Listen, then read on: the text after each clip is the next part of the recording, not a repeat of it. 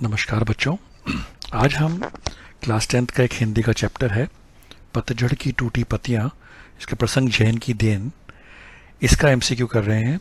ये एक्चुअली एक स्टूडेंट ने आज कमेंट किया था कि सर जैन की देन का एक एमसीक्यू बना दीजिए। ये मैं इसलिए बना रहा हूँ, अगर आपका भी कोई ऐसा एमसीक्यू हो जो मिस हो गया हो, जो मैंने नहीं बनाया हो अभी और शायद बनाने वाला हूँ आने वाले टाइम पे, पर आपको जल्दी ही चाहिए तो उसको कमेंट कीजिए, मैं उसका भी एमसीक्यू बना दूंगा।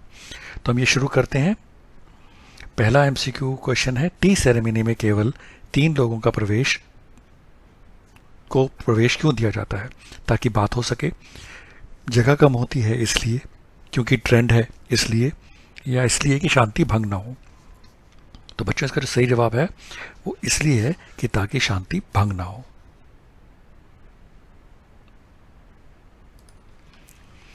केलकर किस दर्शन से प्रभावित थे? दर्शन से, गीता दर्शन से, गांधीवादी दर्शन से, या भारत दर्शन से? तो बच्चों इसका सही जवाब है केलकर जी गांधीवादी दर्शन से प्रभावित थे। जापानी में चाय पीने की विधि को क्या कहा जाता है? रा नो यू, मा नो यू, या चा नो यू? तो बच्चों याद रखना आपको, जापानी में चाय पीने की विधि को कहा जाता है चा नो यू।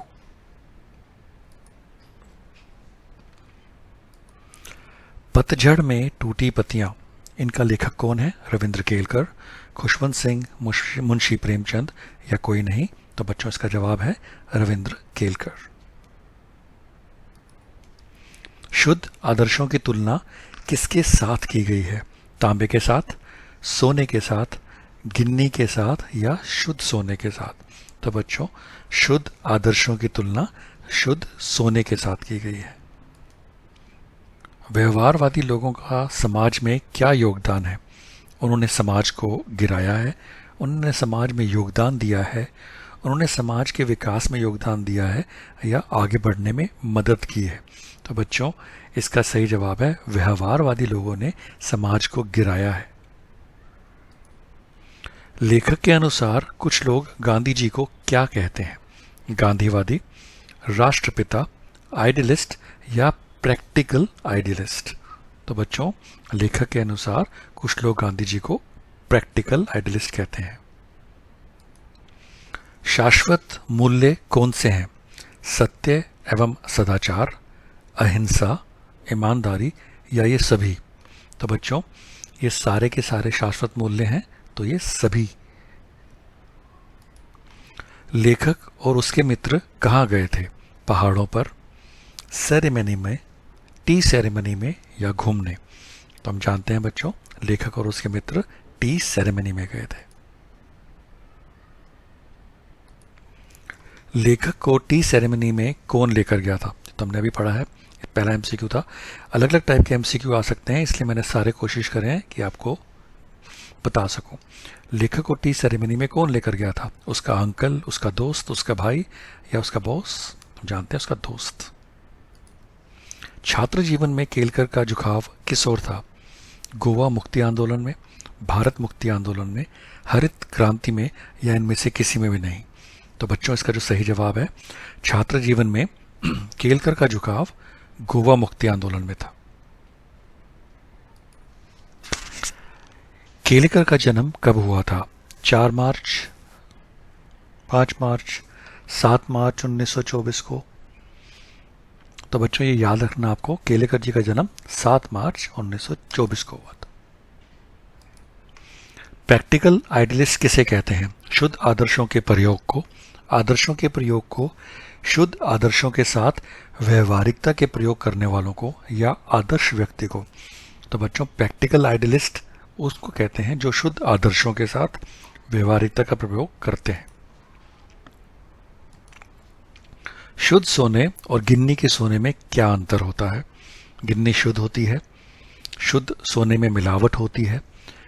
शुद्ध सोना बिना मिलावट के और गिन्नी तांबे के मिलावट के साथ होती है, या ये सभी बातें सही हैं? तो बच्चों शुद्ध सोने और गिन्नी में जो अंतर होता है वो मेन अंतर यही होता है, शुद्ध सोने में कोई मिलावट नहीं होती और गिन्नी में तांबे की मिलावट होती है, जिससे कि वो हार्ड बनता है। क्योंकि शुद्ध सोना है बहुत सॉफ्ट होता है, इसलिए उसमें तांबा मिला के उससे गिन्नी बनाई जाती है। केलेकर का जन्म कहाँ हुआ था? कोंकण में, कर्नाटका में, मुंबई में, या कहीं पे भी नहीं? तो बच्चों याद रखना आपको, केलेकर का जो जन्म कोंकण में हुआ था।